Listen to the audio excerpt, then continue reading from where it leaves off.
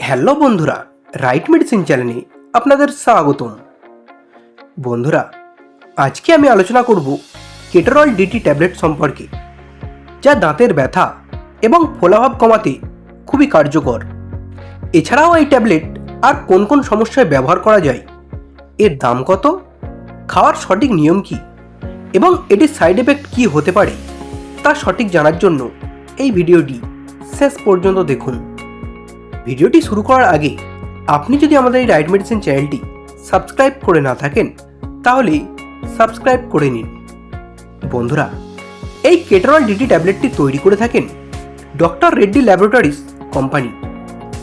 এটি একটি স্টিপে 15টি করে ট্যাবলেট পাওয়া যায়, যার দাম মাত্র 182 টাকা। এটির মধ্যে আছে কেটোরল 10 mg, যা দাঁতের ব্যথা কমানোর জন্য খুবই কার্যকর ঔষধ। যে সমস্ত বন্ধুদের দাঁতে পোকা লেগে দাঁত নষ্ট হয়ে গিয়েছে, যার ফলে অতিরিক্ত দাঁত যন্ত্রণা হয়, তাদেরকে ডাক্তাররা এই কেটোরল ডিটি ট্যাবলেটটি দিয়ে থাকেন। এটি যে কোনো ধরনের দাঁতের যন্ত্রণা বা দাঁতের ব্যথা কমানোর জন্য দারুণ কাজ করে থাকে।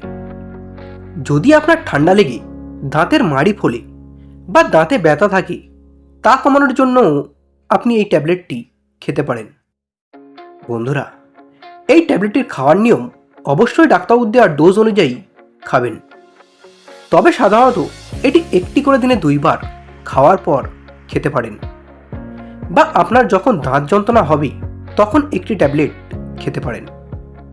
এই কেটোরল ডিটি ট্যাবলেটটির কিছু কমন সাইড এফেক্ট দেখা দিতে পারে, যেমন বমি বমি ভাব হতে পারে, পেটের সমস্যা হতে পারে, বুক জ্বালা করতে পারে।